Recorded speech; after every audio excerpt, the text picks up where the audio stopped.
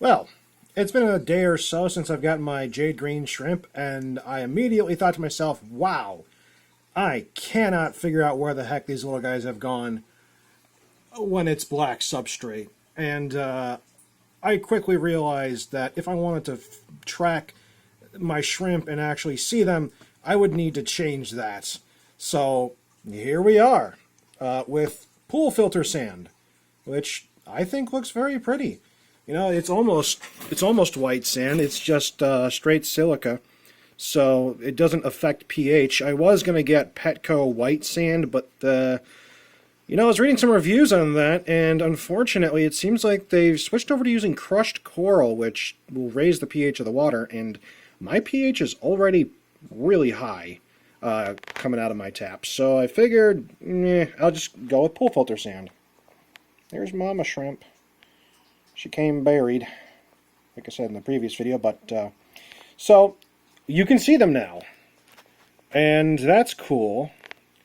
But they're also still very, very dark green shrimp, which not sure I really care for. But some of them are not as dark green, and I'm going to give them a little while to really settle in, because it wouldn't be fair if I were to judge these shrimp. Wow, my camera just doesn't want to focus. Without really giving them a chance to figure out their new tank setup here. So a thing is, there's this old wives' tale that talks about if you have darker substrate, it makes the shrimp's hue darker as well. Now, I don't know if I believe that. I've been breeding shrimps for a few years now, and I really think it really comes down to the food you feed them and the genetics of the shrimp. Because I've got some Bloody Mary shrimp here, and my Bloody Marys weren't always this red. In fact, it took about a year or two of constantly culling all the shrimps that I didn't want to breed to get to a point where almost all the shrimps are actually a super dark red hue. And the babies won't be nearly as red as the mature shrimp until they get, that size. And there could be something similar with jade green shrimp. I don't know yet. Not every shrimp is of breeding size, or age at least. Clearly one is, because she's got eggs on her swimmerettes, but at least now I can actually see what the heck is going on and where they're at, except for when they go on the heater or on the sponge filter. It makes them a little harder to see. But, it's one of those things where I still don't know if jade green is all that great. Still, I'm going to give them a shot. I need to get myself some decor to help them really contrast and pop.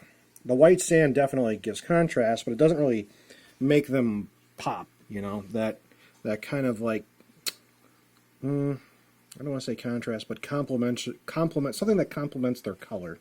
So I might put some red plants, maybe some lava rock, green on red might complement nicely. So I don't really want floating plants, because once I have a ton of jade green shrimp and I do eventually sell them, it makes getting them out of the tank and into a bag really difficult. And sand is not really the greatest substrate for rooted plants. They tend to uproot pretty easily in sand.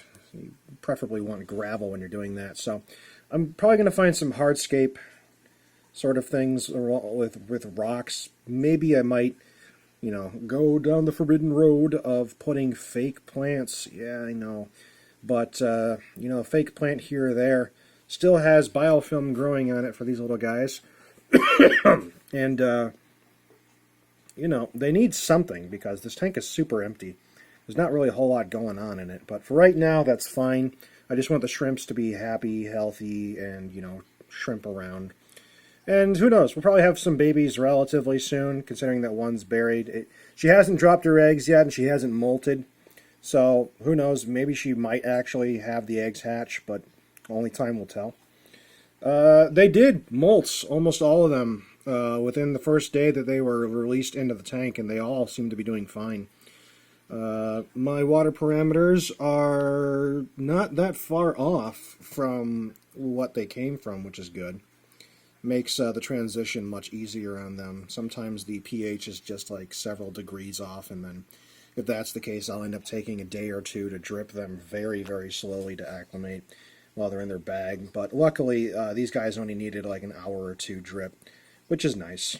You know, but yeah, so that's the latest, and this is going to be a heck of a project. Getting the old sand out was a pain in the butt because I couldn't remove the shrimp from the water. I kept them in a little breeder net while I removed all the sand and put it away in bags, and then got the new pool filter sand out and washed it off and then put it back in. So, you know, it was a long process, and then you got to wait for the water to clear up, too, to really film anything. But, well, we will see. I'm hoping that I can breed these guys to a color that isn't so incredibly dark and just like a vibrant, like, good, easily spottable green. Which, you know, again, that's really just, you know, selective breeding, which you would do with any shrimp if you want to maintain the colors through genetics. So, wish me luck.